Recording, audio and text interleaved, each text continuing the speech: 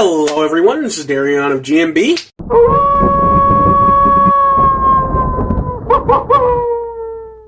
Ghostface finally takes Manhattan with the Scream franchise's 6th installment, Scream 6.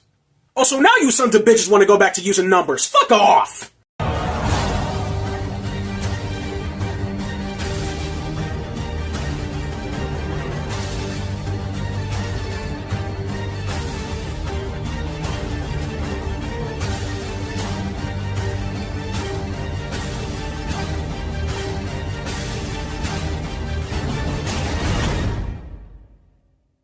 Scream 6 released earlier this year in March of 2023. The film focuses on our core 4 survivors as they attend college in New York City. Meanwhile, Ghostface has tracked them down for another round of killings. Here we are, the end of our little Scream saga with the 6th installment of the franchise. Just 1 year after the previous film. Yeah, this one is sure to have some fucking problems. So, I just want to preface that I really like this movie. I'd almost go as far as to say I love it. It does a pretty decent job at elevating the Scream formula, and while watching it, I was sure it'd take the cake as my favorite Scream sequel. Up until we reach that ending, which we'll get into later. The story for this movie is pretty damn good. We're once again venturing outside of the cozy, but not so cozy town of Woodsboro, in favor of New York City, which I think was a great idea. If there was one thing that an abundance of Scream fans agreed upon after 5 Cream... Yes, I'm keeping it going. That movie will always be 5 Cream in my heart. Is that after the last film played it relatively safe with it being played out as a requel of sorts, this film and the rest of the franchise as a whole needs to branch out and do more unique things if it wants to remain successful. And with the beginning of this film and the following events afterwards, that looked to be the case. I swear, the opening sequence for this movie is so damn good. It rivals the original for being my favorite of the franchise. It's so good, I could dedicate an entire segment of this video to going over the whole thing. Which is exactly what I'm gonna do. Now, we're introduced to Samara Weaving's character, Laura, a college professor who teaches on horror movies. Now, leading up to the movie, it was painstakingly obvious that Samara Weaving would be the opening kill, which is, to me, a little disappointing. When I heard she was cast, I was ecstatic, because I absolutely love Samara Weaving. She's probably grown to be in my top 10 actresses in the past couple of years. But due to her not being very prominent in the marketing, it was obvious she was getting the Drew Barrymore treatment.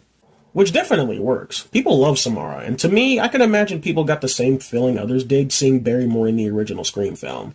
But I don't know, I think we could have done more with her. I think she would have been a kick-ass Ghostface. But anyway, the scene plays out as you would expect for a Scream film. The guy on the phone talks with her, leads her into an alley, and then the attack happens.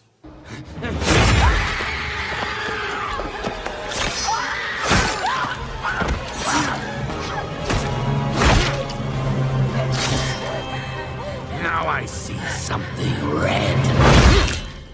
See, that downward slash Ghostface does would normally transition into our title card. But no, the shot lingers for a while of Ghostface just examining the body like a work of art.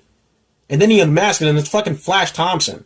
This shit left me gobsmacked. We were in new fucking territory with this. We get the Ghostface reveal off rip and follow him throughout the movie? Well, that's what we think. As we follow him, he interacts with one of the Carpenter Sisters, and once he makes it back to his apartment is when he gets a phone call. The same old shenanigans ensue, except we get to hear a Ghostface's perspective on killing someone, which is honestly chilling. Because you know this is how real-life psychos see their victims. I mean, when the knife went in her, it's like she wasn't human anymore. Just an animal. And every time it went in, she was less and less human. And then she was just meat. Anyway, things continue on as he finds his would-be Ghostface partner chopped up in the fridge.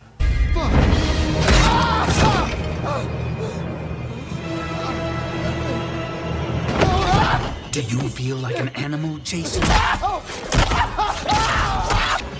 But we have to finish the movie. Who gives a fuck about movies? This opening is just so fucking cool. And to be honest, I wish that this little story beat was used more throughout the movie. two completely different sets of Ghostface killers going after the Carpenter Sisters for two completely different reasons, whilst also taking each other out, would have been a kick-ass plot for a Scream movie. With this opening, I thought we were in for a wild ride for this movie, and everything afterwards, except for that ending, didn't disappoint. I really dig the New York setting this time around. There were tons of really cool and creative set pieces, the one in the convenience store being my personal favorite. Before the movie came out, there was a big fuss among fans about Ghostface using a shotgun in this scene. I don't care what you piss babies think. Ghostface with a shotgun is cool as hell, and it made for a really intense scene. Carrying over from the previous film, Ghostface once again is fucking brutal in this film. With stabbing Sam's therapist in the face and damn near slicing Annika's guts open. Like I said in my last video, these new Ghostfaces are fucking relentless. They don't hold a damn thing back. I also really like the subway sequence. This movie taking place around Halloween wasn't particularly utilized to its best ability. But that subway scene really freaking worked, with people being dressed as Ghostface, not knowing who is or isn't the killer was really effective. And that whole segment of the characters having to walk across buildings on the ladder to get away from Ghostface was really fucking cool. I think they used the New York setting to the best of their ability. It was great. I'm also really digging the new design choice for this movie, harkening some of Halloween Kills energy with the Ghostface mask being all withered and old. Mainly due to the killer using the mask of previous killers to count down to a mysterious plan. On top of all the cool set pieces, something I haven't talked too much about in these videos is the franchise's love for chase sequences. And with the absence of them in the last film, this one brings them back in full fucking force. The chase sequences this film adds are intense as hell. The meta commentary this time around, to me, is probably the weakest in the franchise thus far. Because the big talk this time around is franchises, which on some level works for being the sixth installment in the series, but the entire talk around it, especially the whole rules scene, felt the most bland in the series. They try to play up the fact that in order for a franchise to continue on, legacy characters need to die, but they don't live up to that whatsoever in this movie. Yeah, probably the best time to talk about another big issue before going over the characters is that this movie is really scared to kill off important characters. I mean, seriously, these guys get sliced and diced. Some of them get cut to fucking ribbons and they just casually walk it off as if shit didn't happen. It's not even like a once or twice thing. It happens constantly and it really takes you out of the moment. Nothing pains me more in these Scream movies when they call attention to movie tropes but don't live up to said tropes. They say things get bloodier and more brutal without being bloodier or more brutal. They say characters are expendable without actually making characters expendable. I don't know, I just don't think it's enough for you to just establish these rules to poke fun. You actually gotta start committing to these rules at some point. Anyway, the characters in this movie were okay. Minus our core 4 survivors from the last film and the few legacy characters we have, I don't find myself caring about any of the newcomers. For our returning cast from the previous film, we have the core 4, the Meeks twins, Chad and Mindy, and the Carpenter Sisters, Sam and Tara. Chad and Mindy are really fun. Mindy, I have to say again, gets on my nerves just a little bit. Once again, they use her as Miss Blame Game throughout the entire movie, but nevertheless, I still found her pretty enjoyable. Chad as well. Mason Gooding is as charming as ever, and I love the little romance they gave him and Tara. It was pretty cute. Although, I gotta say, Chad should have fucking died, man. Like, I didn't mention this in my 5 Cream video, because I just kind of forgot, but in the last movie, he gets stabbed the fuck up by Ghostface. He was supposed to die there, but like Dewey, test screening audiences loved him so much, they decided to keep him alive and bring him in for the sequel. But in this film, I can't let this shit slide. Remember earlier when I mentioned characters surviving damn near impossible scenarios? Chad is the one I'm mainly referring to. The dude literally gets cut to fucking ribbons by 2 ghost faces, which I gotta say was really fucking cool. Do the whole simultaneous wife knife and it's the... Wife knife? They do the whole simultaneous knife wipe and it's the coolest shit ever.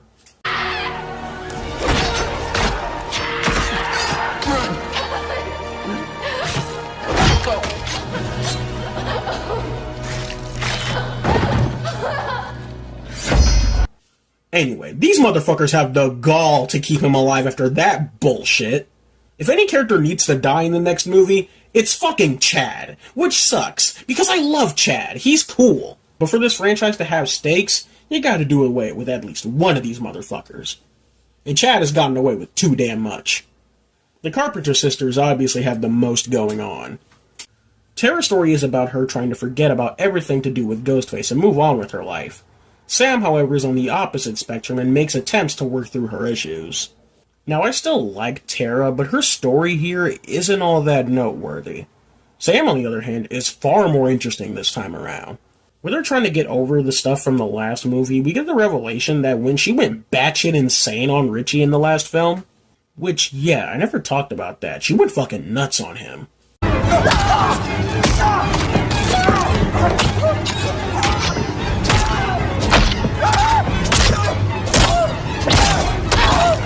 But she actually liked doing it. I think that was a clever twist to her character. Not just that, I like how through the events of the last movie being known to the public, Sam's story kind of goes on an inverse of Sydney's, where, yeah, Sydney got a lot of positive reception for being the victim. Sam, through online conspiracy theories, is being hated on and seen as a psycho who blamed Richie and Amber, and I think that's kind of cool. I like that the movie touches on online conspiracy theories, too. If only they would have utilized it a bit more. Unfortunately, we still have Ghost Billy, who is as hilarious as ever, and gladly isn't in the movie as much as last time.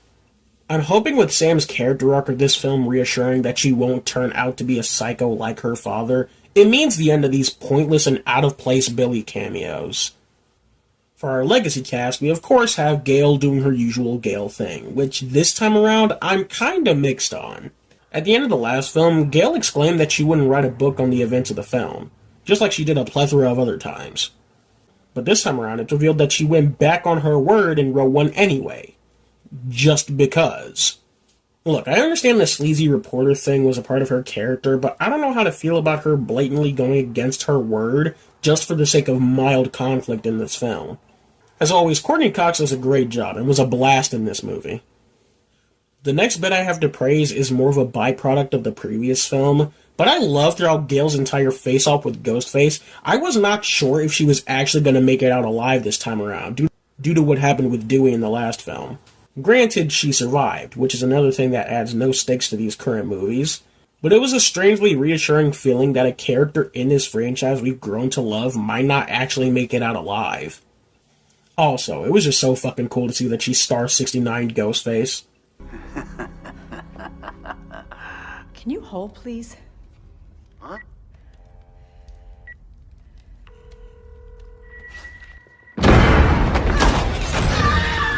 Now, let's talk about the big Neve Campbell-shaped elephant in the room. Or not in the room would be more accurate. See, due to payment disputes with the studio not paying up to Campbell's standard to star in an entry of the franchise she helped popularize, Neve Campbell chose not to return for this Scream film, making it the first in the whole series to have absolutely no appearance of Sidney Prescott. Now that would sound like a bad thing at first, but in all honesty, Sidney's presence really wasn't missed in this movie, which I think is both a good thing and a bad thing. I think it's a good thing to have a Scream movie work without Neve Campbell. It's a telling sign that we don't need to have Sidney shoehorned into a plot that she doesn't need to be in. Like Gail said in this movie, Sidney's earned her happy ending. I really don't want to see her get roped into a Ghostface plot that either doesn't concern her or ends up in her getting killed, because that would be a pretty sucky way to end her character. But I also think it's a bad thing, because this movie was highly successful without Sidney, and I'm worried that the studios will take that as a sign that they don't need to pay Neve what she's rightfully owed, and just never have Sidney return in a Scream movie. Which some may have a problem with, seeing as Scream is one of the only horror franchises to have a through line with following one central character, being Sidney.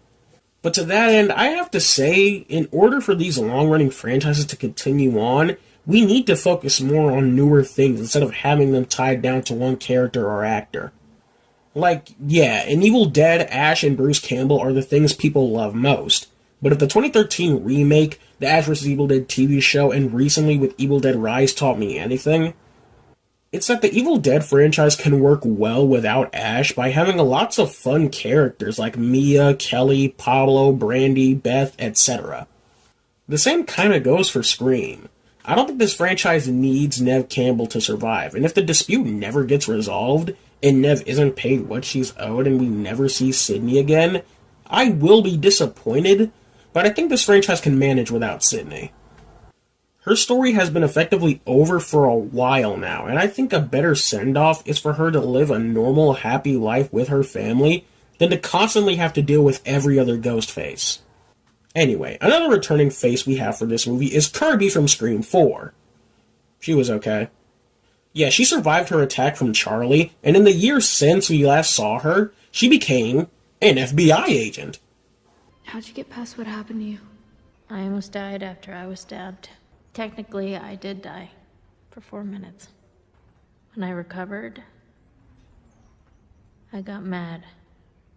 I didn't want to spend the rest of my life being afraid of monsters. I wanted the monsters to be afraid of me. Which, in all honesty, was a pretty cool route for her character to take. Well, on paper at least. In terms of execution, it was kinda hit or miss. The main thing people loved about Kirby was her fun and charismatic charm, being the cooler version of the typical movie nerd of these films. And other than that one scene with Mindy, we don't really get to see that much of that side of her character. Nevertheless, I'm glad to see her and Hayden Panettiere return to this franchise. Now let's talk about our killers, and that fucking ending.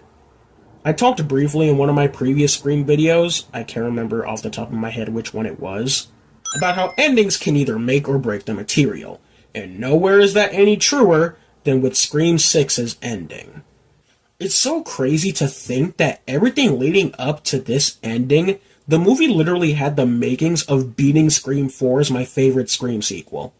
So after a pretty intense fake-out making the viewer and the characters think that Kirby is the killer, we're then revealed that the detective character, Ethan, and Sam and Tara's roommate Quinn were all Ghostface, marking the first time in the series to have 3 people pose as the Ghostface killer. Okay, we have quite a bit to unpack here before we touch the motive. Now, I know I didn't bring him up when talking about the characters earlier, but I quite enjoyed Detective Bailey throughout the film. He wasn't anything special, but Dermot Mulroney did a pretty good job at being a convincing non-suspect, I guess. I don't know, he did a good job at not raising suspicion. Except for this one line that I think Mulroney went a little bit too hammy with. They took me off the case, but I'm not gonna stop until I find him. You fuck with my family, you die. In fact, I wouldn't be surprised if that was enough to tip some people off that he was the killer. Ethan I honestly had pegged because they made it too obvious. Mindy constantly making comments on it being him and whatnot, it wasn't too surprising. But it brings us to our current suspects. Ethan, the shy, dorky guy who no one suspects because he's so shy and dorky. Oh my god. Who? Annika. And Quinn. Mindy, I'm so sorry. Step the fuck back. You're at the top of my list.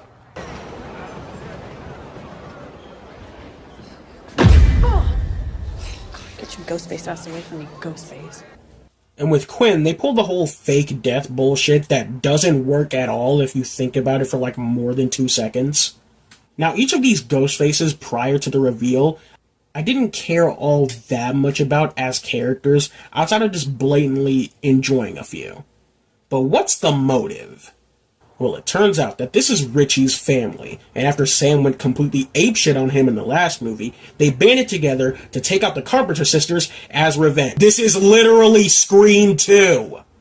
I'm being so dead-ass when I say these motherfuckers literally made this ending an almost carbon copy of Scream 2's ending, which is an ending I already didn't fucking like. Now, I saw a few people come to the defense of this, claiming that, oh, it was intentional. Each of these newer films will serve as a parallel to the original trilogy or some shit like that. That's fucking lame. I don't want lame-ass retreads of shit we've done before in this franchise. This franchise needs to branch out and get more creative. And making these new movies weird-ass copies of the original films is fucking boring. Everything in this movie literally before this ending was fucking amazing. And while this ending doesn't change the fact that the rest of the movie preceding it was amazing, it really holds this movie back by a ton. Not to mention that the performances in this finale, especially from Mulroney, I think were just a bit too much. Like, don't get me wrong, dialing up the crazy all the way is fun and all. Matthew Lillard literally did it best in the first movie, but I don't know what it is about Mulroney that just takes me out of it every time I watch it. Now! It wasn't until I saw that photograph of what you'd actually done to him that I knew. That I knew you had to fucking die. You had to be punished, along with anyone else who stands in our way. Oh, we gotta hurry over to the hospital, make sure Mindy and Gail don't pull through. Because everybody dies, Sam! Everyone who had anything to do with the death of my son suffers and dies. The other two were fine, though, especially Quinn.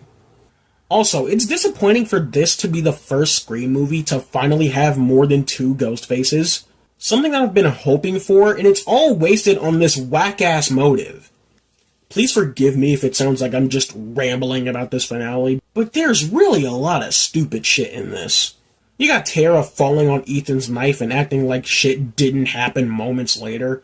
When Bailey and Sam run at each other, Bailey for some reason doesn't shoot the gun and just chooses to run at her with it. On the bright side, we get to see Sam go fucking nuts on him later. That's probably my favorite thing about Sam. She just goes fucking insane on these ghost faces. This fucking movie, man.